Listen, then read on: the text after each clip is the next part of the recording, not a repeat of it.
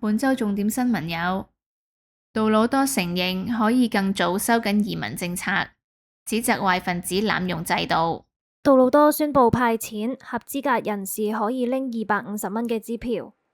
加拿大29歲以下失業人數超過85萬，創歷史新高。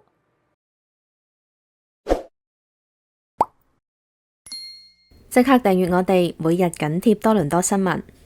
加拿大總理杜魯多喺今日宣布一系列嘅新措施，旨在緩解疫情之後嘅生活成本壓力。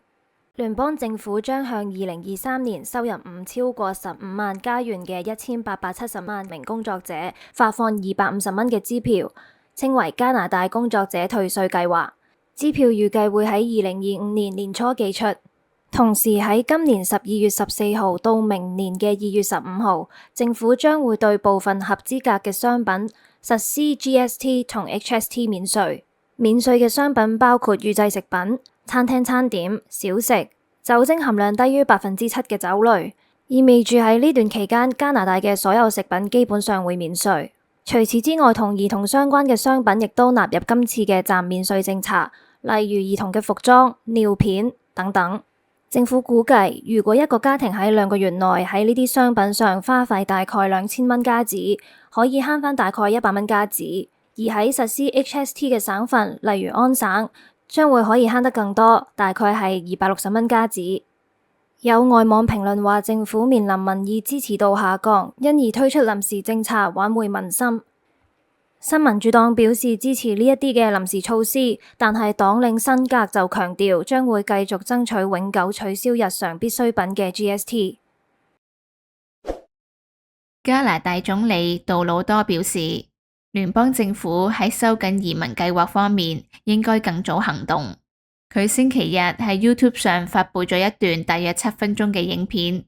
討論近期減少永久居民入境數量同臨時外勞計劃嘅變化。未來2年內，永久居民嘅目標人數將會減少大約20%，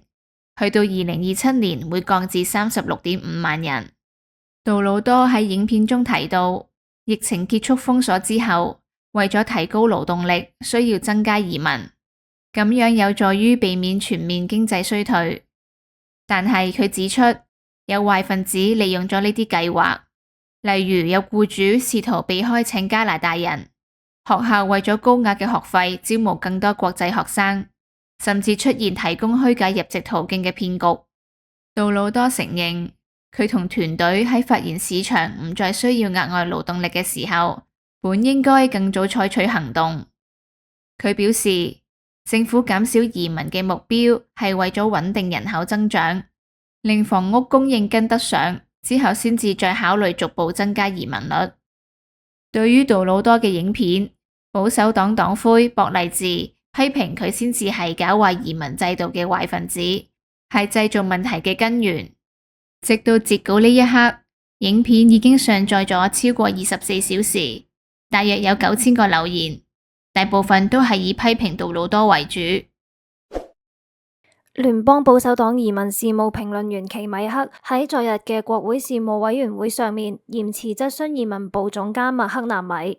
指多名香港救生艇嘅申請者收到移民部嘅信件，但係內容矛盾，質疑申請者嘅待定身份係咪可以持續保留。奇米克批評信件誤導申請者，佢哋嘅身份會喺幾個月之後失效，但實際嘅審批時間有機會長達8至14年，同移民部聲稱可以保留待定身份去到審批結果嘅說法不符。麥克納米承認信件用詞錯誤，佢提到不論審批時間係需要幾個月定係幾年，強調法例保障申請者喺審批結果出嚟之前都可以保持待定身份，並且承諾會修訂信件嘅內容。奇米克強調，大量個案已經因為審批延誤而陷入困境，唔少嘅香港家庭因為咁樣而影響生計，促請政府立即改善。聯邦新民主黨議員關惠貞則呼籲受影響嘅香港人要尋求支援，同埋承諾會向移民部繼續施壓。香港監察組織亦都表示，部分滯後嘅個案已經獲批，呼籲政府加快處理積壓嘅申請。加拿大青年失業問題日益嚴重。根據德勤受加拿大國王信託基金委託發佈嘅最新報告顯示，截至今年8月， 29歲以下嘅失業人口超過85萬，青年失業率達14.5%，創歷史新高。而18至24歲嘅年齡段喺今年嘅10月失業率為12.8%，係25歲以上嘅人口2倍有多。國王信託首席執行官穆罕默德形容報告數據令人不安。佢又指出，青年就業機會減低嘅原因包括市場上職位嘅削減，同埋僱主要求不斷提高，但係薪酬就停滯不前。佢舉例話，部分嘅崗位要求係研究生嘅學位，同埋需要多年經驗，但人工只係得每小時20蚊。報告警告，青年失業可能會導致加拿大國內生產總值損失185億加元，政府收入減少超過50億加元，尤其係對種族群體同埋殘疾人士嘅影響更為嚴重。穆罕默德呼籲政府採取政策，鼓勵企業聘請面臨障礙嘅年輕人，以緩解就業危機。根據加拿大郵政今日公布嘅第三季財報，集團喺第三季錄得稅前虧損3.15億元，比起去年同期2.9億元嘅虧損有所擴大。即使佢嘅直接行銷收入有所增長，但係包裹業務表現不佳，未能夠彌補虧損。目前加拿大全國大概有55,000名郵政員工係處於罷工狀態，郵政服務而家係暫時停擺。雙方而家就住工資、就業保障、工作條件等等嘅問題進行談判，但係尚未達成協議。據了解，郵局工人工會要求包括4年內累計加薪24%，但係郵局只係同意加薪11.5%。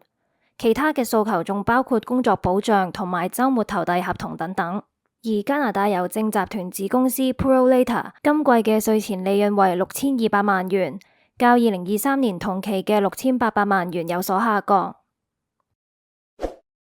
受加拿大郵政罷工影響， Service Canada 已經暫停郵寄85000本護照。就業同社會發展部表示，為咗應對可能嘅勞資糾紛， Service Canada 早喺11月8號就停止郵寄護照，比郵政工人喺11月15號提出嘅罷工請求提前咗1個禮拜做準備。加拿大郵政因為工資、工作條件等等嘅問題，停止全國郵件遞送。正值係繁忙嘅節日季節，停工將會影響數百萬嘅加拿大人同埋企業。就業同社會發展部發言人羅伊喺聲明中表示，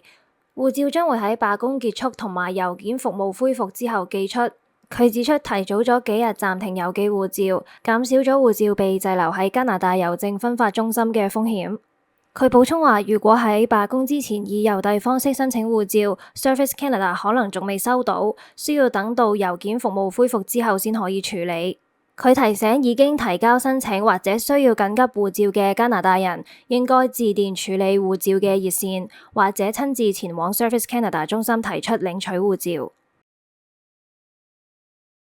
加拿大統計局數據顯示，截至2024年9月，加拿大家庭債務總額首次突破3萬億加元，主要係受到抵押貸款同消費信貸推動。消費信貸嘅增速明顯超過抵押貸款，顯示家庭借貸需求增加，而住房相關嘅支出比例正係減少緊。數據顯示，9月份家庭嘅債務總額增長0.4%，達到去3萬億加元，年度增幅3.6%。其中抵押貸款雖然佔總債務嘅73%，但係增幅放緩，月增長只有0.3%，年度增長3.5%。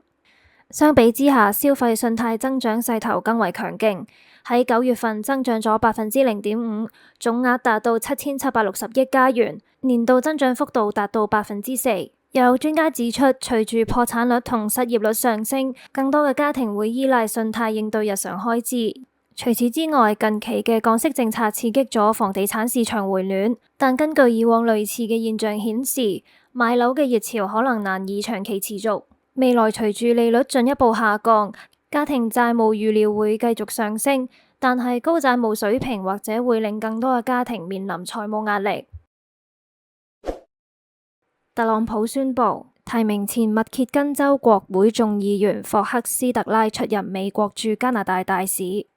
佢曾經喺1993年去到2011年擔任眾議員，並喺特朗普首個任期內擔任駐荷蘭大使。特朗普喺聲明話，霍克斯特拉將會再次協助佢優先考慮美國利益，並且對佢嘅新角色表現充滿信心。霍克斯特拉喺社交媒體上面表示，對呢個機會感到榮幸。前美國駐加拿大大使海曼認為，提名霍克斯特拉係顯示咗美加關係嘅重要性。佢讚揚霍克斯特拉熟悉邊州情況，對加拿大有直接嘅了解。如果獲得參議院嘅確認，霍克斯特拉將會喺2025年年初正式上任。美墨加協定即將會喺2026年重新審議。霍克斯特拉嘅提名被視為係特朗普重視同加拿大嘅貿易同埋安全關係嘅信號。預防保險犯罪嘅非牟利組織 Equity 協會公佈2023年加拿大最常被偷嘅10大車款。Toyota Highlander 取代連續2年居首嘅 Honda CR-V， 成為犯罪分子嘅首要目標。榜單上其他嘅車款包括 Dodge Ram 1500、Lexus RX、Honda CR-V 同埋 Toyota RAV4。偷車犯會主要集中喺2019年或者更新嘅型號。協會總裁奧布萊恩呼籲聯邦政府更新汽車安全法規，喺根本上解決防盜問題。佢強調應該將重點喺追返被盜嘅車輛轉向預防盜竊，並且建議使用多層次嘅防盜手段，例如安裝防盜裝置、追蹤設備同埋車輛防啟動器，以降低風險。喺2023年，加拿大嘅保險業因為汽車盜竊理賠支出達到15億加元，創下歷史新高。同年魁北克嘅汽車盜竊案亦都增加至50%，安省亦都係接近呢個增幅。大部分嘅被盜車輛都會經由滿地可港口出口，而且同有組織嘅犯罪活動有密切嘅關係。為咗應對呢一系列嘅問題，聯邦政府喺5月份推出咗行動計劃，包括咗報告所有被盜車輛去國際嘅數據庫，同埋擴大貨櫃檢查，同埋成立跨省工作組。計劃係由公共安全部門牽頭協調。而根據報告顯示，2024年嘅上半年汽車盜竊案較去年同期有下降17%。歡迎提供一手新聞材料，報料一經採用，你可以獲得10蚊 TNT 或者 Amazon 嘅禮品卡。可以透過以下嘅電郵、WhatsApp 或者微信相關嘅影片同資料俾我哋。